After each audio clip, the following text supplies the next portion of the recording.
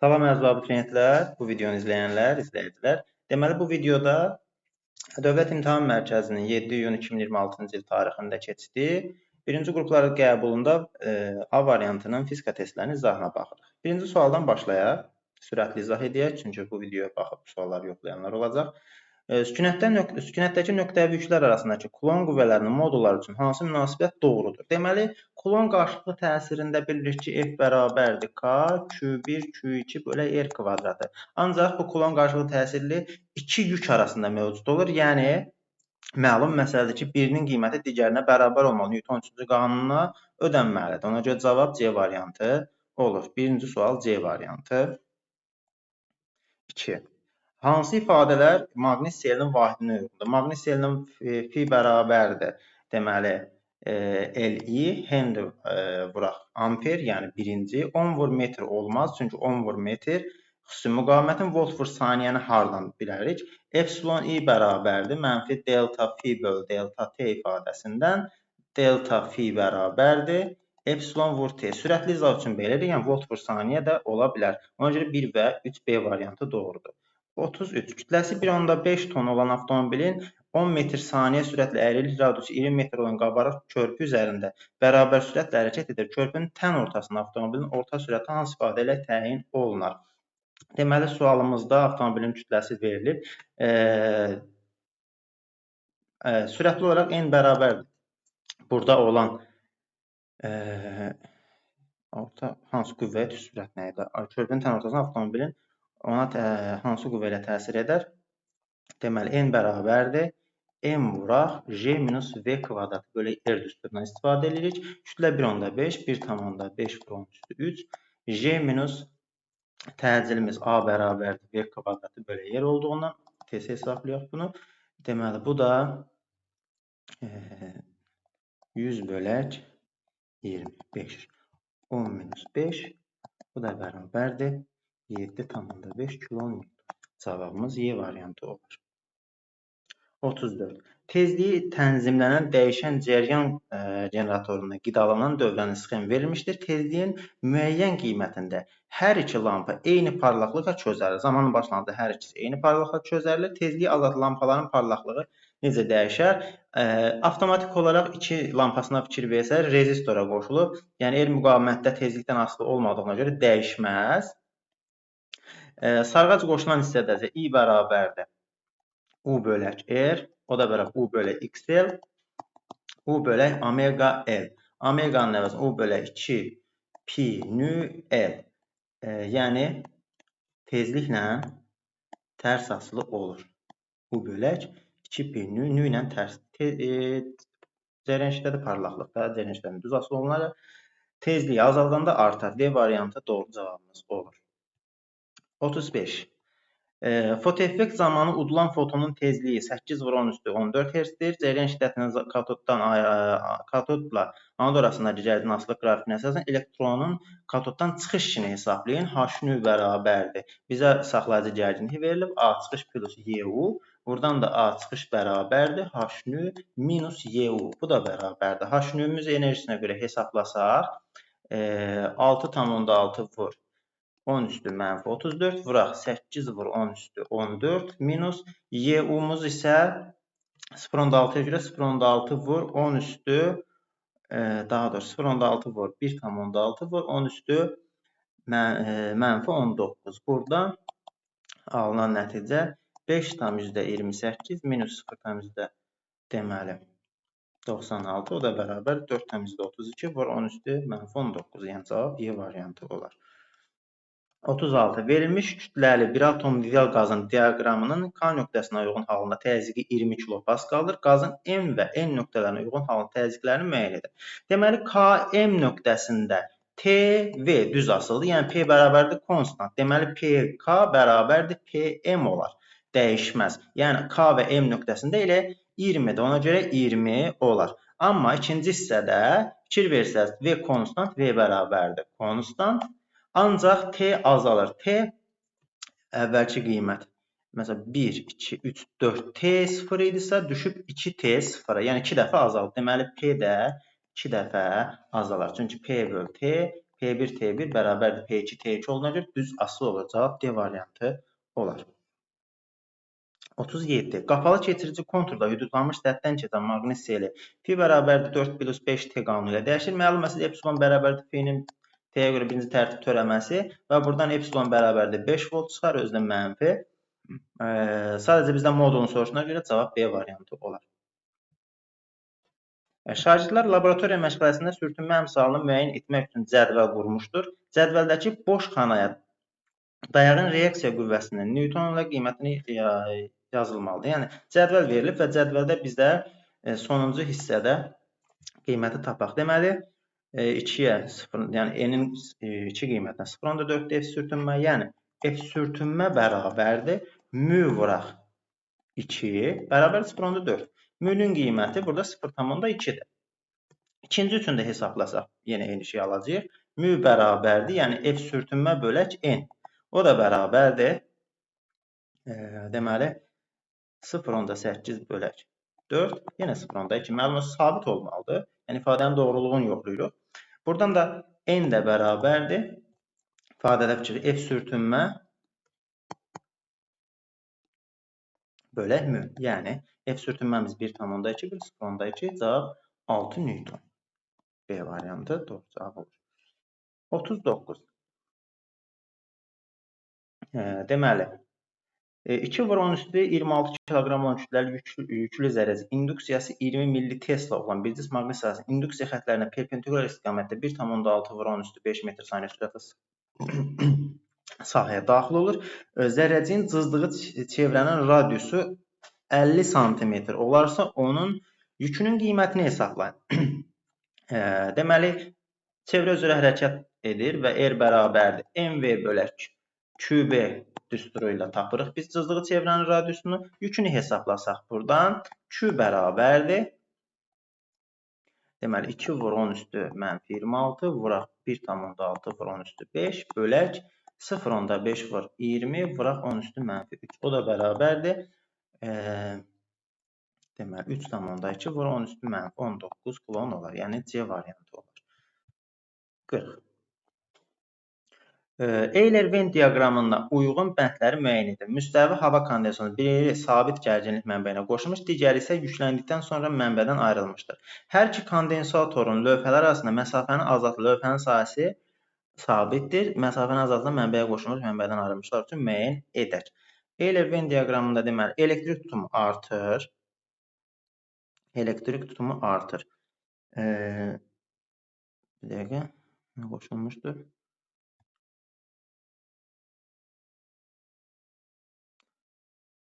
Məsafəni azaltılır. Məsafəni azaltdıqda elektrik tutumu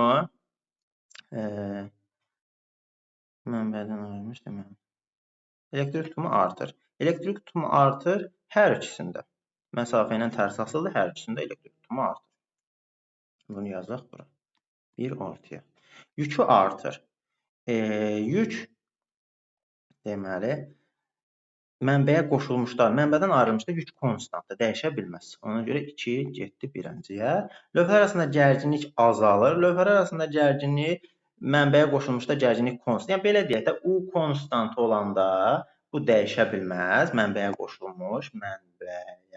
qoşulmuşda Q bərabərdir konstant isə mənbədən ayrılmışdır. Bunlar bərbaşdan sabit qəbul etdiyimizə görə nə dəyişiklik etsək də yük və U dəyişə bilməz. Sahəni artıracaq, məsafəni artıracaq, dəyişməyəcək. Yük artar mənbəyə qoşulmuşda, gərginlik azalar mənbədən ayrılmışda. Getdi deməli 2. Dördüncü enerjisi artır birinciyə deyək. Çünki CU kvadratı bölü 2-dir. Mənbəyə qoşulmuşda, yəni burada birincidə Q kvadratı bölü 2C-dir, ikincidə mənbədən ayrılmışda. Ona görə 2, 4, 3, 5, 1 A variantı olur. Difraksiya qəfəsinin periodu nə qədər olmalıdır ki, onun üzərinə tezliyi 6/14 Hz olan işıq düşdükdə alınan maksimumların ən böyük tərtibi 4 olsun. Qəfəs düsturunda deməli D sinus Pi bərabərdir K lambda düsturundan maksimum şərti dediyinə görə biz sinus fini 1 qəbul, 90 qəbul, 1 qəbul, yəni D bərabərdir. K maksimum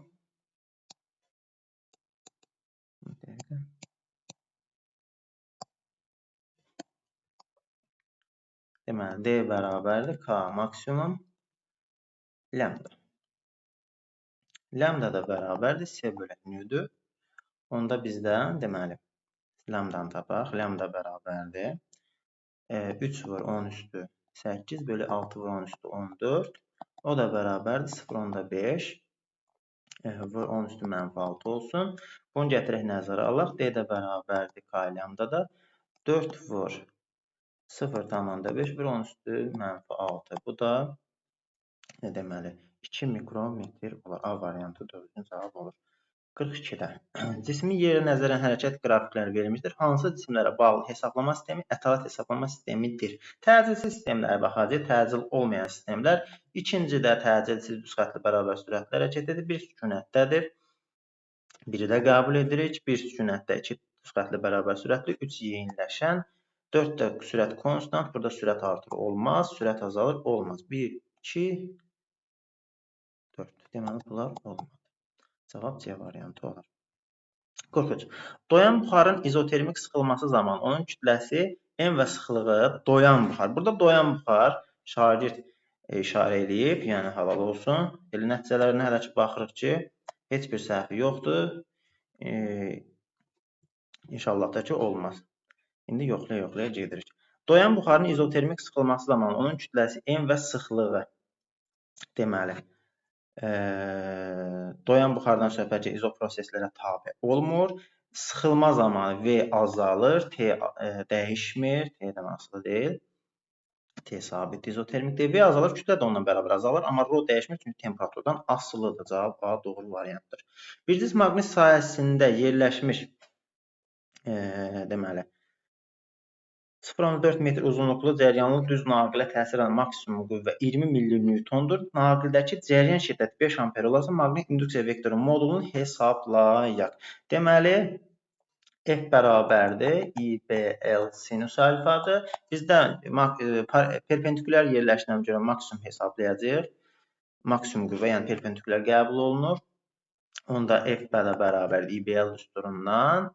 Bizdən nəyi soruşur? Induksiya vektorunu B bərabərdir F bölək IL. O da bərabərdir 20 vur 10 üstü mənfi 3 bölək 5 vuraq 0.4. Bu da elə 10 milli Tesla.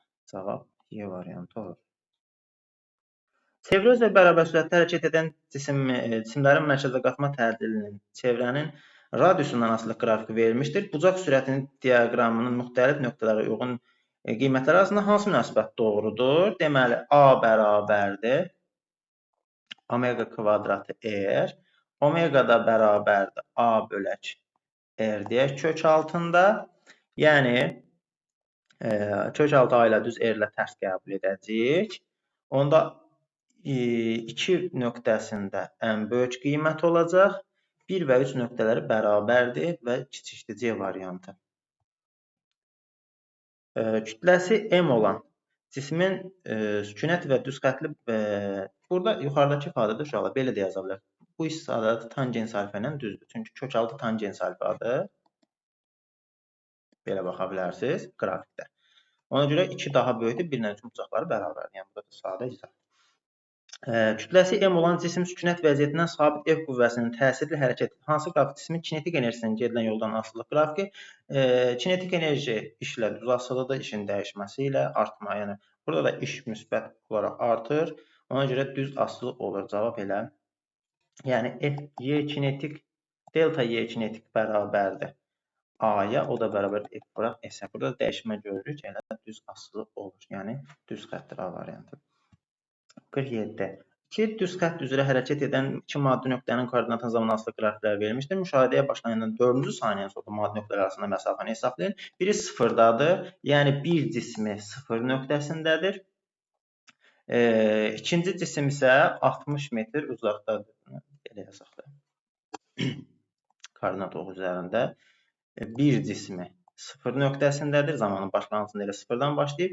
2 cismi 60-dır və 2 cismi 10 saniyədə 30-a gəlib. Yəni V1 bərabər V2 bərabərdir 60 bölək 10.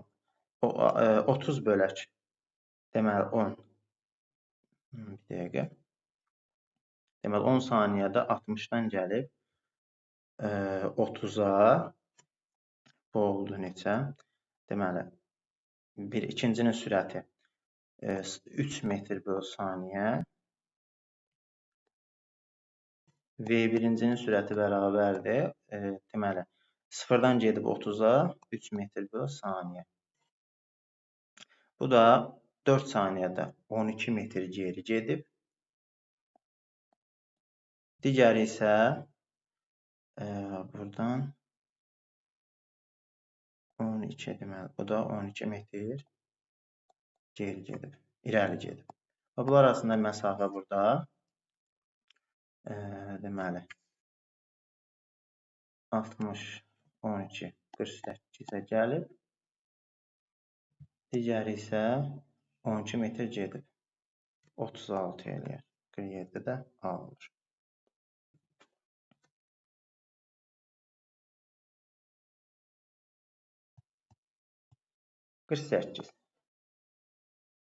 Sərtliyi 1 kilonewton bölək metr olan yaya bağlanmış cismin harmonik rəqs edir. Yayın potensial enerjisinin zamanlıq qrafikinə əsasən cisim 4 saniyə müddətinə getdiyi yollar hesablayın.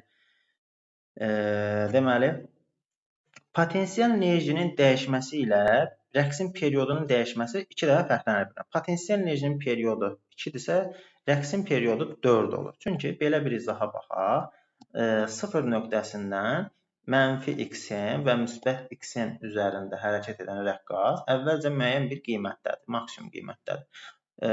1 saniyə potensial 0 olur, növbəti 1 saniyədə maksimum olur, sonra 3-cü saniyədə bir də 0 olur, 4-cü saniyədə maksimum. Tam bir periyod 4 saniyə başa 4 saniyə başa vurdu.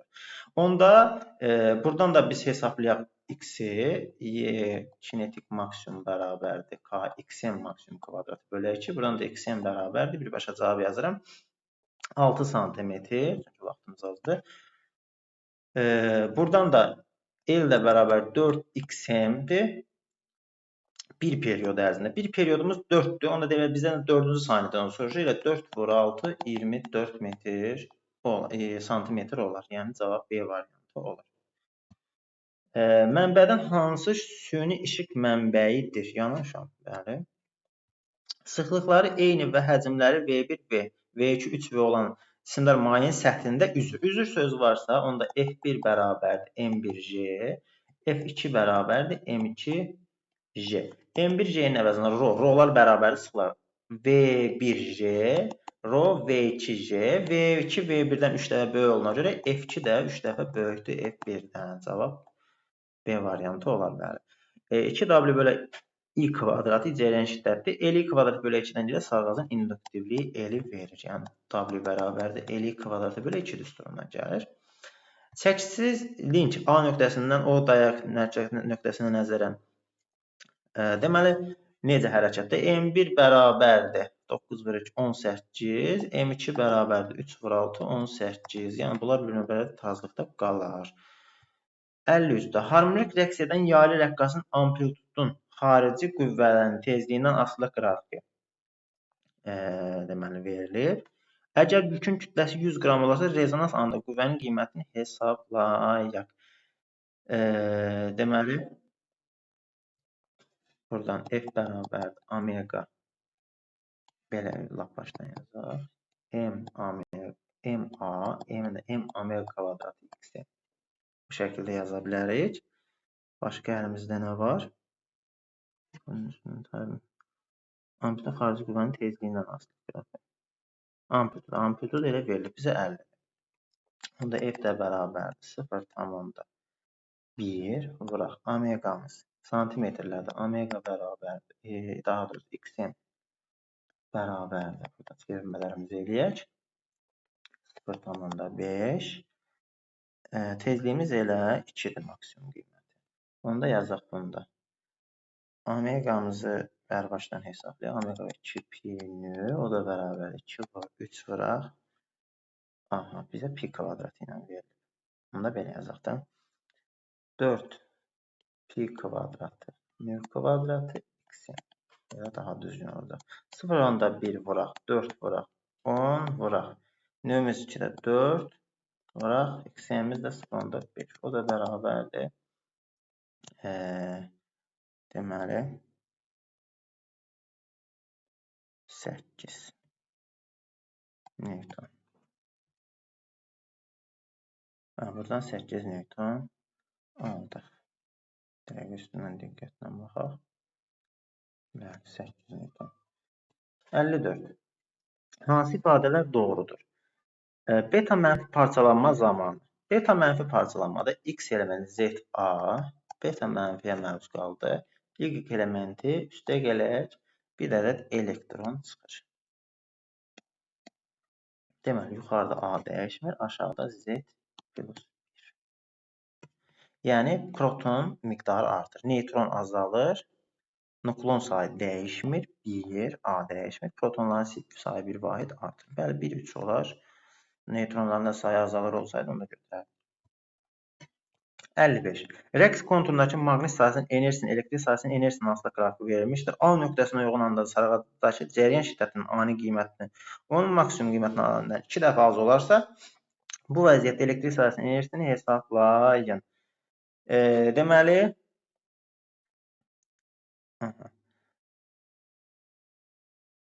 Li maksimum kvadratı bölü 2 bərabərdir 100 millijoule. Bu bildik, qoyaq qırağa.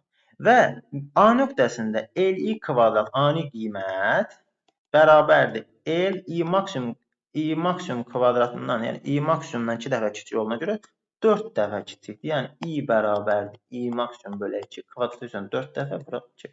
Bu da bərabərdir 100 bölü 4 deməkdir 25 millijoule. Onda W elektrik də bərabər W maqnit minus W tam minus maqnitin ani qiyməti 100 minus 25 75 millijoule. Yəni burada 75 olur. 56. Ampermetrin göstərişi nəyə bərabərdir? Deməli, buradan 2 amper axır. R 4 ohmdursa 2 amper axır. Məlum məsələdir ki, burada ular konstant qəbul edəcək. Onda 8 ohmdan 1 amper axar və ümumi olaraq 3 amper cəryan şiddəti keçər. Burada ampermetr ümumi dövrən üzərinə qoşulub 3 amper olar. Uyğunluğu müəyyən edin. Elastik deformasiya zamanı verilmiş çubuq deformasiya etdirən qüvvə 2 dəfə artdıqda deformasiya etdirən qüvvə 2 dəfə artdıqda sərtlik dəyişməz. Avtomatik bir düzdür. Elə bu düz yazılır. Mexaniki gərginlik. Mexaniki gərginlik F bərabərdir sigma S. Sigma da bərabər F bölü S. Qüvvənin 2 dəfə artar, 2 dəfə artar A. Potensial enerji deməli F kvadrat bölü 2K ilə getsək 4 dəfə artar. Yəni C. 1, 2A, 3C. 58. Deməli, termistor müəyyən temperatura qədər qızdırdıqda voltmetrin və ampermetrlərin göstərişləri necə dəyişər? Müvafiq düsturlardan istifadə edib cavabınızı əsaslandırın. Deməli, dövrəyə baxsaq, bu konstantdır. Birinci R müqavimət, sonra ampermetr, sonra termistor birləşdirilib. Termistoru qızdırır. Termistoru qızdırdıqda termistor yarımkeçirici elementdir. Temperaturu artıranda R azalır, cəryan şiddəti artır. İndi burada bizdən ümumi dövrənin üzərindədir deyə biz hələ cəryan şiddəti haqqında heç nə deməyək. Yəni müqaviməti azalır. Dövrənin müqaviməti, ümumi müqaviməti R tam müqavimət bərabərdir. R rezistor üzrə üstə gələk R termistorun müqaviməti idi. Çünki ardıcıl birləşir. Onda ümumi müqavimətin termistor azaldığına görə müqaviməti azaldığına görə azalar və cəryan şiddəti bəli artıq düz deyə bilər ki, cəryan şiddəti I artar. I bərabərdir. U bölü R ifadəsinin U konstantdır. R azalır. Deməli I artır. Bu belə. U bərabərdir ümumi. U rezistorun müqaviməti gərginliyi üstə gələk U termistorda yaranan gərginlik. Yəni bu hissənin gərginliyi ilə bu hissənin gərginliyə bərabərdir. Və biz də bilirik ki, burada müqavimətlə keçən ümumi cəryan həmişə sabitdir. Ümumi artanda ümumi artır, ümumi azalanda azalır. Yəni bu o deməkdir ki, V2 voltmetrinin göstərişi azalacaq. Çünki R azalır. U bərabərdir IR ifadəsində. İndi belə deyək də. Bu ifadə ilə yox. Ümumi olaraq ümumi ifadədə azalır. Voltmetrin göstərişi. Çünki U konstant olduğuna görə ümumi dövrədə. R azalanda V2 azalır. Onda V1 artmalıdır. Yəni U1 artar, V1-in göstərişi artar, V2 azalar, ampermetrin göstərişi artar. Yəni I artar. Sonra deməli baxaq 59-da. Yer səthindən şaquli yuxarı atılmış cismin sürətinin proyeksiyasının zamandan asılılıq qrafiki verilmişdir. Cismin maksimum hündürlüyə qalxma müddəti saniyə ilə hesablayaq.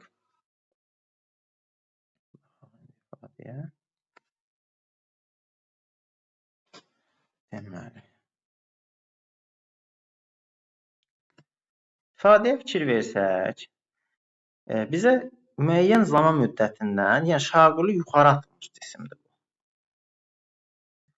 6 saniyədə bu 20 metr saniyə sürəti bizə başqa nələr verir?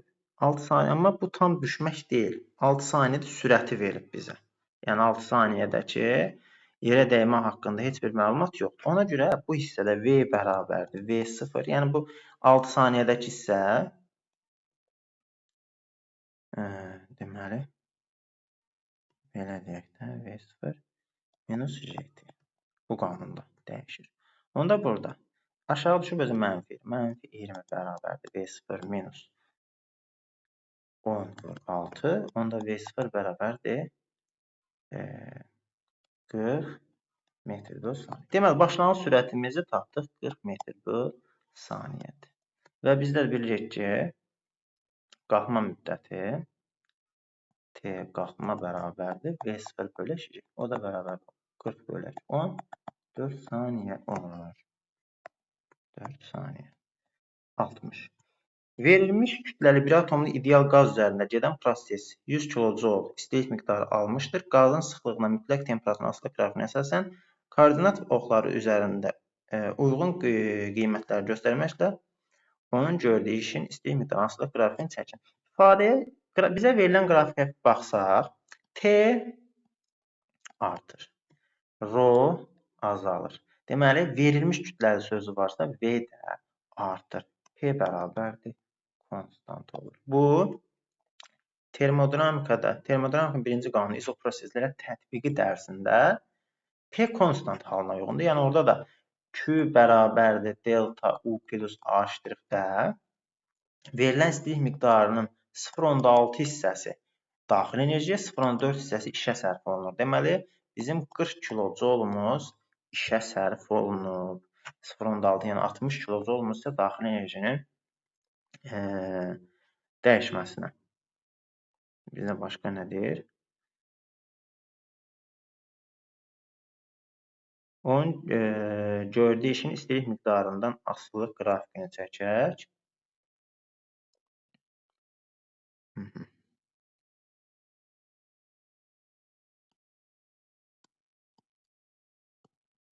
Onun üçündən asılı qrafik. Deməli,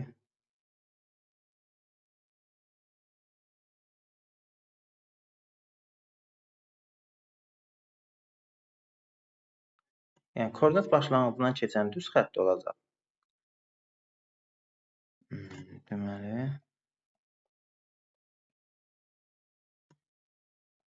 100 olanda 40-da 100 və 40. İstəyir miqdarı verilməsə də işdə görülməyəcək. Ona görə koordinat başlanğıcından keçən düz xətt kimi qeyd edirik. Belə.